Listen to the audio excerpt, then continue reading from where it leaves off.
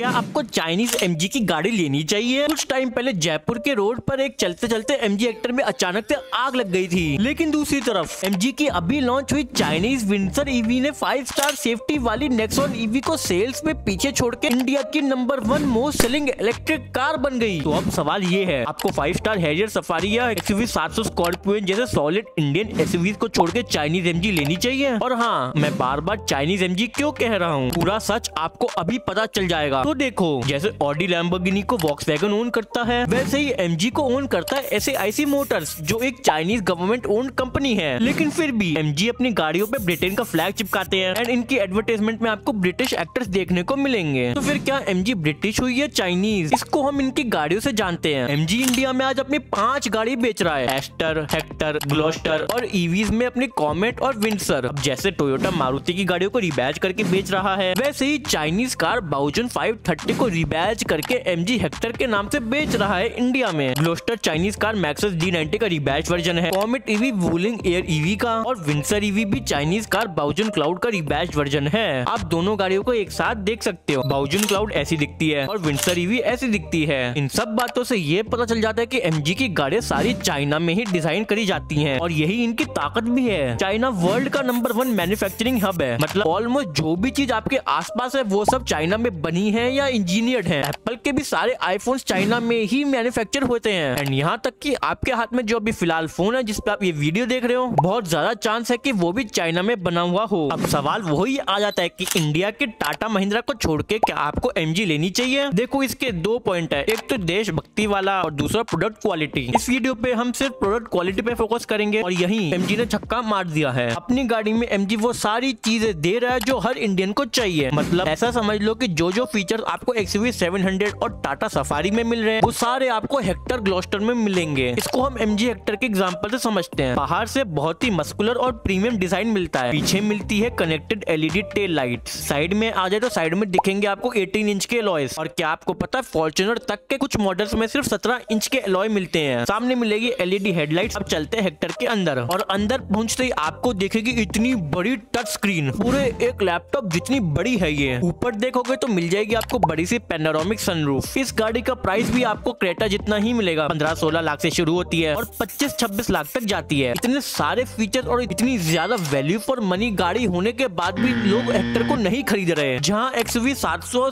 से 8,000 बिक रही है महीने की और क्रेटा 16 से 18,000, वही महीने की सिर्फ 500 से 1000 हेक्टर बिक रही है। और ये इसलिए है क्योंकि हेक्टर में कुछ अलग है ही नहीं और ना ही कुछ यूनिक है। एक कस्टमर जब 25 लाख की गाड़ी लेने जाता है तो वो सोचता है कि जब सब कुछ सेम ही मिल रहा है दोनों गाड़ियों में, तो मैं इंडिया में बनी हुई टाटा महिंद्रा क्यों ना लूं। एंड इस हेक्टर के फेलियर से एमजी को बहुत बड़ा झटका लगा, तो उन्होंने हेक्टर के फेलियर से सीख के विंसर ईवी लॉन्च करी टाटा नेक्सॉन ईवी के कंपटीशन में। एंड इसका नतीजा होता है कि विंसर ईवी इंडियन मार्केट में आते ही हिट हो जाती है, महीने की 3,500 से ज्यादा बिक जाती है। देखो, विंसर का डायरेक्ट कॉम्पिटिशन नेक्सॉन है, जहाँ नेक्सॉन थोड़ी छोटी सी है, वही विंसर क्रेटा से भी बड़ी गाड़ी है। ये चीज लोगों को काफी अट्रैक्ट करी कि सेम नेक्सॉन वाले प्राइस में क्रेटा जैसी बड़ी गाड़ी मिल रही है। साथ ही में विंसर का डिजाइन थोड़ा यूनिक और फ्यूचरिस्टिक है। फ्लश डोर हैंडल्स मिलते हैं जो नेक्सॉन में नहीं मिलते हैं। गाड़ी के अंदर आपको घर के सोफे वाली सीट और कंफर्ट मिलता है, आप खुद ही देख सकते हो सीट्स को। और बीच में तो पूरा टीवी लगा दिया एमजी ने, मतलब इतनी बड़ी स्क्रीन, कमाल है। लोग इस गाड़ी को खरीद रहे हैं क्योंकि इसका कोई कंपटीशन ही नहीं है। कर्व ईवी एक कंपटीशन है, लेकिन जहां विंसर का टॉप मॉडल आपको 17 लाख का पड़ेगा, वहीं कर्व ईवी का बेस मॉडल आपको 1.5 लाख महंगा 18.5 लाख का मिलता है। मेरे एक रिलेटिव है, उनको भी एक इलेक्ट्रिक गाड़ी लेनी थी तो उन्होंने नेक्सॉन ईवी बुक करा दी, लेकिन फिर लॉन्च होती है विंसर ईवी। उनका कोई प्लान नहीं था, बस वो एक दिन टेस्ट ड्राइव लेने चले गए विंसर की। बस फिर क्या, उन्हें इतनी पसंद आई कि उन्होंने नेक्सॉन की बुकिंग करा के विंसर ले ली। आप मेरे को खुद ही बताओ, अगर आपको इलेक्ट्रिक गाड़ी लेनी तो आप उसी प्राइस में छोटी सी नेक्सॉन लोगे या फिर क्रेटा से भी बड़ी विंसर लेना पसंद करोगे? महिंद्रा की भी BE6 आई है, लेकिन वो तो 19 लाख से शुरू होती है। फिर यहाँ लोगों का एक और डाउट आ जाता है, फोर्ड, शेवरोले जैसी बड़ी ग्लोबल कंपनीज भी इंडिया में फेल होने के बाद इंडिया छोड़ के चली गई थी। वॉक्सवैगन, रेनॉल्ट, सिट्रोएन की भी हालत इंडिया में बहुत खराब है। ऐसा तो नहीं होगा कि एमजी भी अगर फेल हो गई तो वो भी कुछ सालों में इंडिया छोड़ के वापस चली जाए? तो देखो, अगले 5-6 साल तक तो एमजी इंडिया छोड़ के नहीं जाने वाली, उसके बाद का कोई कुछ नहीं कह सकता। अगर आपको एमजी की गाड़ियां पसंद है तो बिना किसी टेंशन के आप ले सकते हो। बहुत ही बढ़िया, बहुत ही सुंदर गाड़ियां बनाते हैं और इनकी गाड़ी में ज्यादा प्रॉब्लम नहीं आती है। लेकिन अगर आपको गाड़ी लेनी ही है तो पेट्रोल गाड़ी लें या डीजल, इस वीडियो पे क्लिक करके आप ये जान सकते हैं।